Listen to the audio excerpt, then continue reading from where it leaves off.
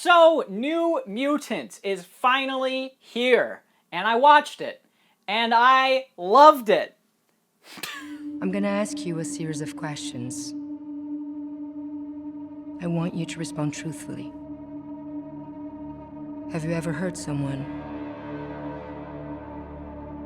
Yes. So even though I said I loved it, this isn't a quote you would put on a box of something if I was any more reputable. You wouldn't see, "I loved it, Rendan Lovell," on the Blu-ray disc for New Mutants, because I say that in an incredibly ironic fashion. This movie is so bad it is good. In fact, it may be bordering on, if not as much terrible as Suicide Squad. In terms of superhero movies, this is the worst one since Suicide Squad. Let's go save the world. And yet I like this one more because it is so funny. This movie is one of the worst movies I've seen all year, but it's also one of the best times I've had watching a movie this year. I got to see it in theaters with a crowd who seemed to be lukewarm to it. No one seemed to have any reaction to anything that was happening, while I was trying to stifle laughter as much as possible. Because everything in this movie is just wrong or terrible, and it starts almost from the get-go. The whole story makes no sense, and it's stupid. All of the characters suck. All of the acting and actors, even though there's actors in here I like, are terrible, and it's laughably bad. The dialogue especially is corny and insipid and embarrassing. This movie is just embarrassing. And the biggest issue I have with it is that there really isn't that much to it. It is basically a 90-minute scenes happening movie. There really isn't any rhyme or reason to a lot of what's going on in this movie, and until the third act, scenes just happen. But it makes me think that a lot of this was trimmed down, because there's parts that get violent, and it made me think that this was a rated R movie at one point, because it gets actually gruesome near the end. There's a lot of blood, especially associated with the doctor character, and it feels like the movie was trimmed down a lot, because there are scenes, again, that just happen and then never come back, or there are scenes that just happen with no escalation. It's just like this scene happens, then this scene happens, and then this scene happens, and then this scene. It's like a flat line for the entire movie until right at the end when they have to have character arcs that only half the characters get anyway. It's incredibly bizarre, and it really does make me think that it was trimmed down. And the fact that this has been delayed for as long as it has kind of feels like that may have been the case. Because this movie, when it was initially went into production in 2016, it was given a tentative release of 2018 in April. And it never made that release date, obviously, now that I'm talking about it 2 years later. And 20th Century Fox ended up changing hands with Disney, so Disney is the company that ended up putting this out 2 years after it was supposed to come out, 4 years after it was initially in production. So there's a lot of time in between then and now where it feels like a lot of tampering went on.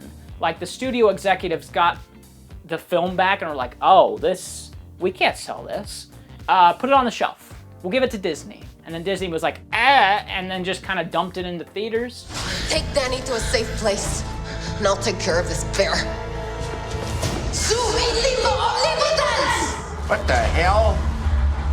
The whole movie is built on top of scene after scene of characters just in places doing things that don't matter and have absolutely no sway or consequence to anything.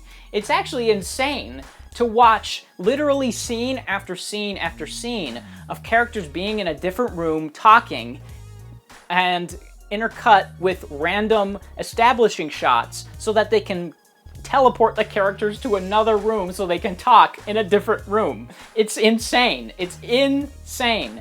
The first scene of the movie is showing that this young girl, who's our main character, whose name I don't remember, even though she's the main character. You'd think I'd remember, but I don't because I didn't care. and her dad gets killed by some mysterious, unforeseen force that you don't get to see. She gets knocked out by said unforeseen force, and then she wakes up in a hospital. And that's basically the catalyst of the story. The first scene is the only time you get to see anybody, really, outside of this asylum, or whatever it is, hospital, institution, I don't know what it is. It doesn't even seem to know what it is. But she wakes up there, and she's handcuffed to a bed, and then a doctor comes in and is like, welcome to this new place that you've been taken against your will. We kidnapped you. And now you're being held here against your will. Have fun. So then she gets to meet all of the characters, the colorful characters of this movie, which are all terrible because of their weird, eccentric, random traits, but it's actually so bad that they're great. Every character seems to have one defining trait, and it is so funny to me. I don't know why, but watching Anya Taylor-Joy have this, like, bizarre Russian accent and be just Mean Girl, while, I believe Maisie Williams is her name, girl from Game of Thrones. She has this Scottish accent, and she can turn into a wolf. So there's lots of parts of the movie where she's, like, snarling, and they add in, like, wolf sound effects. It's hysterical. Absolutely funny every time it happens. Then there's Jonathan Byers, I believe is his name, from Stranger Things. You see, I don't remember any of these characters because they're not memorable. I mean, come on. But he can apparently shoot off like a rocket. His power is literally described as him blasting off. And there is an amazing sequence where he chains himself to like a boulder and then it's just flying in circles. It's hilarious. Probably the best scene in the movie, and it's in the first 10 minutes. It's wonderful. Then you have some Brazilian guy who can light on fire, and his character is the worst. Like, he has nothing to do in this movie. His character goes nowhere. He accomplishes absolutely nothing. His character's so bizarre. I thought they would just kill him off because he was so pointless. And then you have the doctor, the main doctor of this hospital, and she's trying to help everybody get better. And that's essentially the rundown, the lowdown on this movie. And it is amazingly bad. Jonathan Byers has this bizarre Kentucky Fried accent, and he cannot do it convincingly, and he barely has any lines of dialogue, so maybe they cut his lines down or out because he is not doing a convincing accent. Why even do the accent? Just have him talk like a normal dude. What would change? Nothing would change. It's so bizarre. Are you crazy? That thing will kill you! But the whole movie seems to be about confronting fear, which is an idea I like. There are ideas in this movie I do like. It's just the execution that's just piss poor. But the whole movie seems to be about confronting fears. There's a wordy, obnoxious narration at the start of the movie and the exact same one at the end of the movie saying, there's a bear inside everybody. One's evil and one's good. And whatever one gets biggest is the one you feed. It's very preachy right out of the gate. And that's essentially the theme of the movie. They couldn't actually say or make the theme just work on its own, so for no reason they just plugged in narration at the start to blatantly tell the audience. I mean, it's pretty obvious what the theme of the movie is without that narration at the start and the end. I don't understand why you couldn't just pull that out. It adds nothing, and it serves only to sledgehammer the audience with a message that is already painfully obvious. So that's annoying. But the whole movie is about this, and the main character, I believe her name's Danny. It just came into my brain. I don't know why. Also, don't name your kids Danny, because they're always going to be in horror movies. That's just a side note. But her power is revealed later, but it's pretty clear what it is. She makes everybody in this mental hospital, except for the doctor, suspiciously, have nightmares, real-life nightmares of their pasts that they have to confront. So one of them, the wolf girl, Maisie Williams, I believe is her name, still forgetting, still blanking, she got branded by a priest, and then there's a nightmare sequence where he brands her again on her neck, and it is so funny. And then there is one, Anya Taylor-Joy is confronted by these smiling men, these really tall, kind of weird-looking Slenderman type of men, and it's insinuated that she was molested as a small child, which is not funny at all, and it's kind of a horrific thing, and you actually she's the most understandable character in this movie. You understand why she's lashing out at everybody. It makes sense. And she has to confront that, and then Danny has to confront the giant bear that her father tells her all about. I don't know why. I mean, what if he told her that there was a leopard in everybody? Would it be a leopard? There's like no actual, like that doesn't really matter. The shape of what this thing is doesn't matter as much as the message does. I get that. But the fact that they hammer home the fact that it's a bear is very bizarre to me. It could be anything. It literally could be, you could say that there's pigeons inside of everybody. One's good and one's evil, and then you'd have an epic fight with a pigeon, which would be awesome. It would be awesome. Or a T-Rex. T-Rex ripping things up with its tiny arms. That'd be pretty fun. But no, it's just a bear, because bears are generic, scary things. Whatever. I get it, it's fine. But the problem is that only 3 characters ever confront their fears, and that's it. So Maisie Williams is branded by a priest who never comes back again. She doesn't confront him. She doesn't overcome her fear. She gets branded again. So she has like a negative arc. And then Jonathan Byers apparently killed his dad and most of his crew in a coal mining accident when he blasted off, which is innuendo. I don't know how they couldn't see that. I laughed every time they said that. And he doesn't confront that. You see one scene with him, and it's never shown again. And the Brazilian dude doesn't confront the fact that he melted his girlfriend.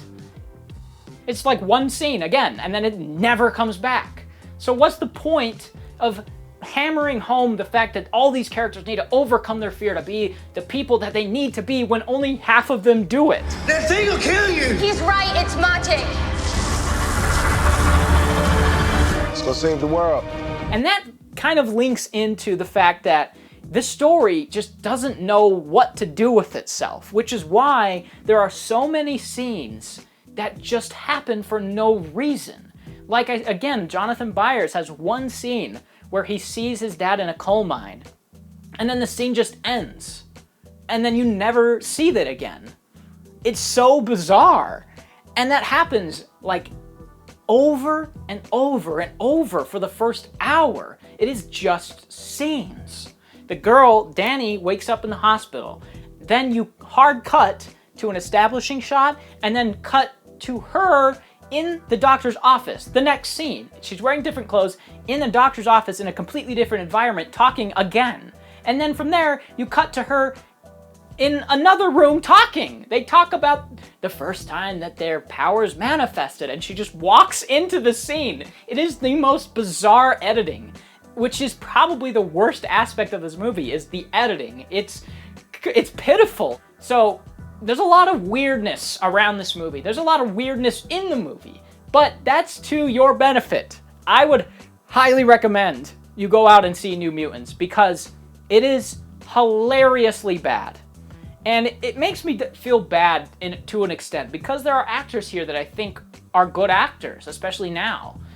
And I think there is some ideas that work. It's just that so much of it is nonsense. Nothing makes any sense in this movie, which I haven't even dove into because in a movie about mutants and a movie about superpowers and magic, it doesn't really matter that much. What matters is that you have a cohesive narrative, which it doesn't. Interesting characters, which it doesn't. Plot threads that pay off, which it only does with a few things. And really terrible dialogue and editing to the point of it being funny. So, I'd give it a 2. Like, realistically, I'd give it a 2. But its enjoyment factor is like bordering on an 8. Like, I had a blast watching this. I thought it was hilarious from start to finish. So, if you want to watch a so bad it's good movie, I think this one is worth checking out. So go check it out.